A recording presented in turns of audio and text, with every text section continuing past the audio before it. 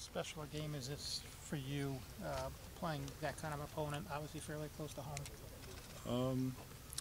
I don't think it's, I guess, any different than any of the other big games, like our Big Ten games that we have. I mean, it is close to home, so I have family coming to it, but they make their ways up to the big games we have here in Columbus as well. But I don't know, I feel like it's just another big game at Ohio State, and we're going to prepare hard for it and make sure that we're ready when kickoff comes. How ready do you think you guys are for this?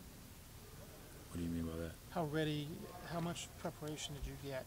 How much did you grow from the first two games to be ready for this kind of game? I think we got a lot of good reps, game reps with the past two games, and then also in training camp, and just knowing that our practices are really hard, and we do that for a reason, in order to be prepared for the games we had, and then a game like this coming up.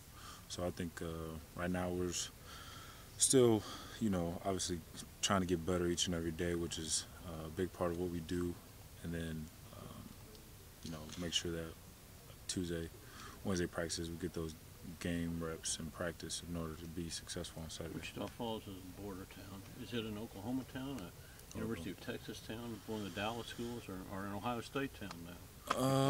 It's getting that way, Ohio State town. Now, actually, the people in Wichita Falls, a lot of them are like Texas Tech fans. Okay. It's like 2 hours away. West Texas, yeah. So, but no, I'm about 20 minutes away from the Oklahoma border, actually, and I was born in Lawton, Oklahoma, which is about an hour away. Big Army base. Yep, for sure. So. Growing up, what do you remember? I mean, were you a guy who watched Oklahoma? I mean, were you a fan? How were you recruited by them? Just, I guess we're looking for all the Oklahoma connections today. All right. So, I mean, I remember watching them more when I was probably like in late elementary school, junior high, being that they had Sam Bradford there, even Adrian Peterson was there, and then even a little bit in high school when Landry Jones was there and Ryan Broyles. And as far as recruitment, I did have conversations with Coach Heupel, but it wasn't anything crazy. I went up there for a game against Missouri. That had to be my junior year, because me and one of my teammates in high school, DJ Arnold, we were getting recruited at the same time by Oklahoma, and that was about it. I knew they were big. They had great history at Oklahoma as far as the national championships they won, and just having great players go there and come out of Oklahoma. But I think I wasn't connected to them really as a fan. I guess I did enjoy watching them play, but you know anything about the Wishbone era and Coach Switzer and those guys? I did. Holloway. I did get a little bit of that watching a couple of 30 for 30s. But so I'm a little familiar with it. Hey, JT, have you spoke to Coach Herman yet this week? Plan to do that? Yeah, me and Coach Herman, we talk on Monday nights, kind of just to see how he's doing. I know you're getting up there with top dogs now, you're head coach, but I call him my high school coach, Coach Gar, on Mondays, and I'm gonna talk to him tonight. We might not even. I mean, pretty sure he's gonna tell me a little something about Oklahoma, but when we talk, it's more just how you do in life, not really much about football. You're going to ask him about football this week, I would imagine, a little bit. Absolutely. What kind of, I mean, obviously, without getting into game plan specifics, but do you ask more about maybe what him and his staff saw in preparation, or what they were maybe able to do in the game? Or both? I'm probably going to ask a little bit of both, just because, I mean, with their approach, they were going off of last year's, basically, tape being it was first game, and then definitely as far as like in-game adjustments being that was first game and what they were able to see and execute, so things like that. When you talk to Tom Herman, is it FaceTime, Skype, just regular cell phone? No, he's not a FaceTime guy. He thinks that's kind of weird, which is I really don't care. But no, we just talk on the phone.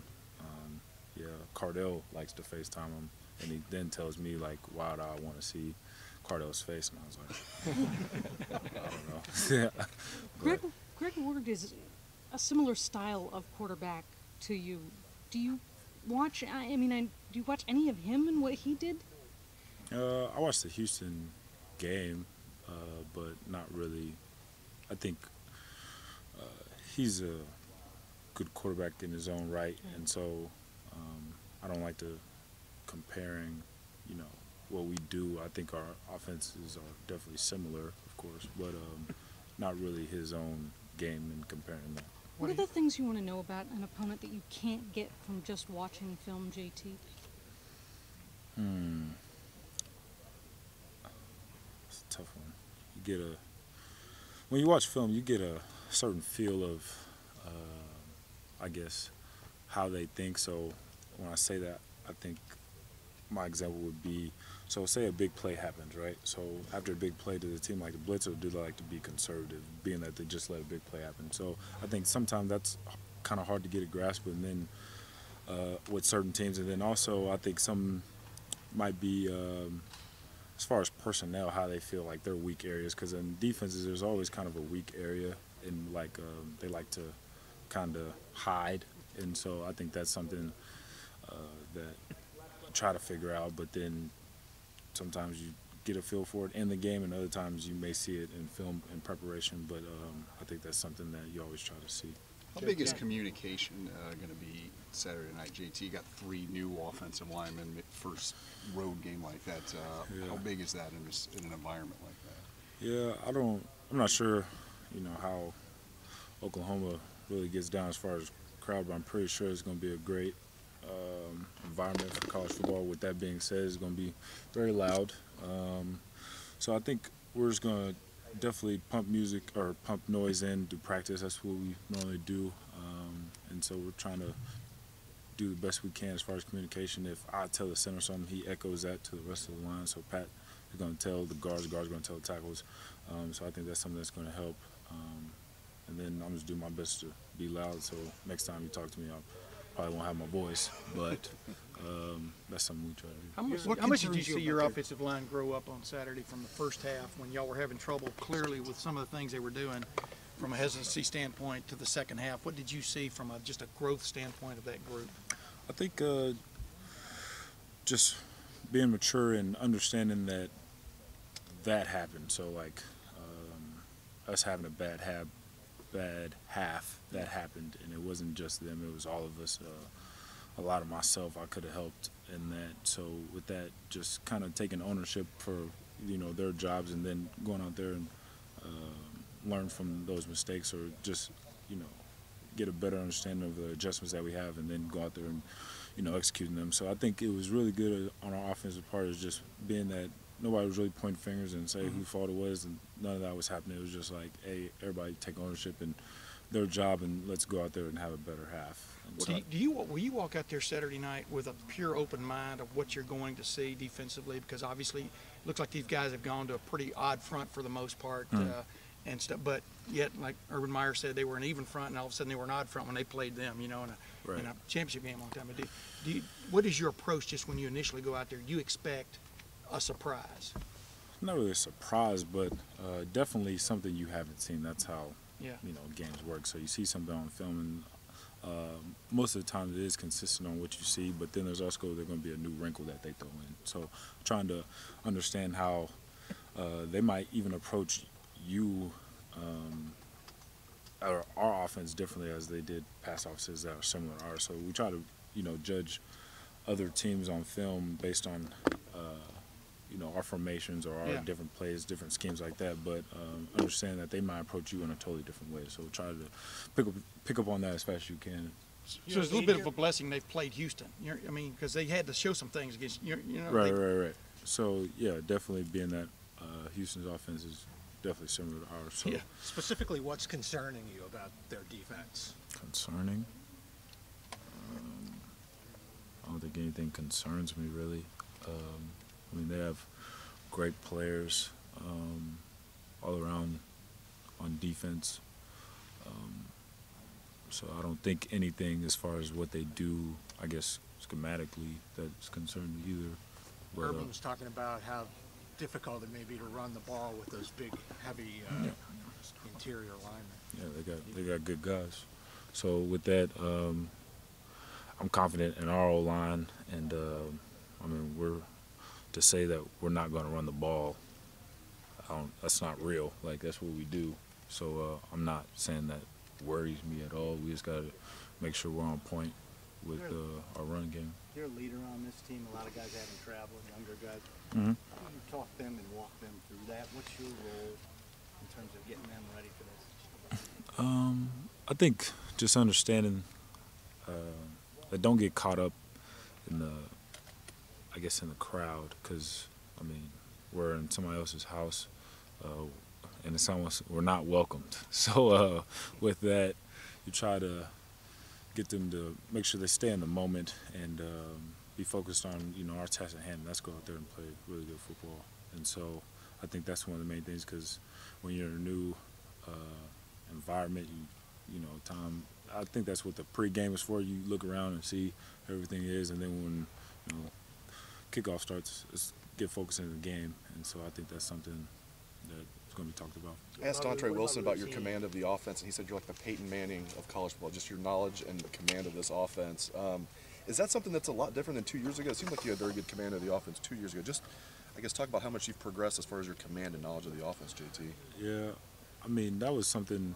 Peyton Manning is like one of my favorite quarterbacks, and I was just based off his preparation. So I try to approach that in the same way, being that if you're prepared, there's not really pressure because you know what's expected.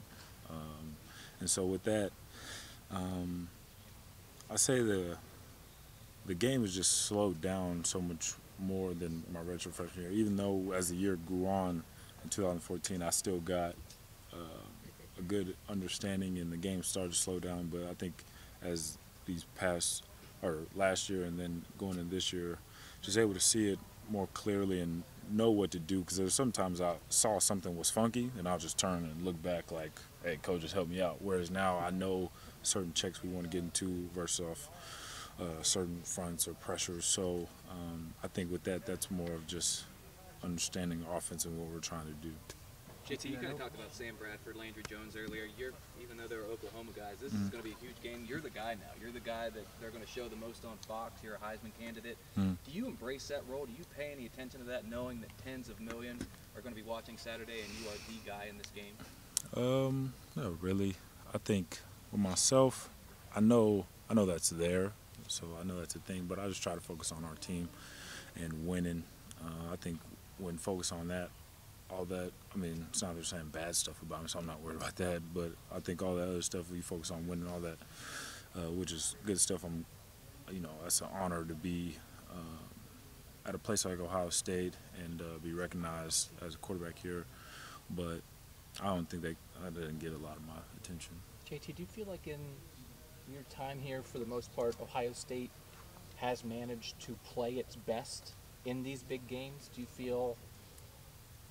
you know what big game you're talking about, but like, do you feel? I mean, because there's a thing. It's one thing to be a talented team, right? But then to be at your best against the best opponents. Have you guys done that for the most part? I believe so. I think that's something that we take pride in. Is going on the road and playing in big games, and just be who we are and be very prepared. I don't think. When I got here, I guess sometimes, in high school, I probably, I had like lucky socks, what I'm saying, that I would wear. And, I thought that was like key to my success is wearing my socks. But as far as now and understanding, Coach Meyer's approach, it just makes a lot of sense that it doesn't matter what socks you wear or, if you got a lucky draws or anything, like that doesn't really matter. It's you're prepared, and I think that's the main thing, and that's something that is very means so much to me because playing in those games as a redshirt freshman and last year, like that just makes a lot of sense to me. Is that the prepared team wins, or the most prepared team wins. So there's not anything luck has to do about it. I mean, do you have fortunate plays that may go your way off of bad plays, like somebody may miss a tackle and somebody then that missed tackle, somebody breaks a tackle like Zeke did a lot of times last year. Like those things happen, but that's not a luck thing. That's just being prepared and I guess that's part of our workouts and things like that. So, yeah, I would say, like, you know, when we come into big games, we have that approach, and I think that does very well for us. Are you impressed by or interested in the fact that you guys are the first road favorite at Oklahoma in 16 years? Didn't know. I don't think that means a lot to us, honestly. We still got to go out there, you know, play the game and go out there and win. So. Even if you knew that you were going to get OU's best shot, regardless of the circumstances, the fact that this is kind of, in effect, an elimination game for them, with the one loss already, do you just think that intensifies it or doubles whatever they got to bring at you? No, not really. I think being, you know, we're Ohio State, we're going to get everybody's best shot.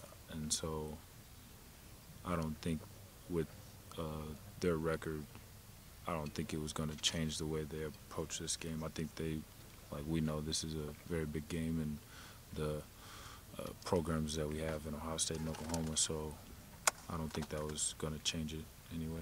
GT, I know what Oklahoma does offensively doesn't really factor into how you prepare, but just kind of in passing, what you've seen of Baker Mayfield, I'm just wondering what you think of him and how he plays the quarterback position. Yeah, so watching him, he's exciting to watch. I remember my freshman year, I was redshirt and he was at Texas Tech playing, and he came from a very good school in Texas, Lake Travis. And like I say, he's an exciting person to watch. He's very passionate in the way he plays, and I know he's going to be the same on Saturday. Not every quarterback is kind of willing to do what he does in terms of like running far into the backfield to extend the play. Yeah. Just wondering, like, I know you have different quarterbacks with different philosophies about how they want to handle that. What do you think when you see a guy run like 15 yards in the backfield to keep a play alive? Yeah, I mean, I've done that here, and sometimes it works, sometimes it hasn't. I think he could, you know, attest to that same thing. Like, sometimes it works out very well for you, and other times it doesn't. And so it's one of those things that, you know, you pick and choose those times. And it's just the way he plays, and I think if he didn't do that, he wouldn't be himself. You know, that's part of his game, and he's good at it. So, I mean, I don't live my life like that because I don't want to be sitting on the sideline next to Coach Meyer. But yeah, that's part of his game, and I think he's very good at it. All right, thanks everybody. Thanks, JT. Appreciate it. Yep. God bless.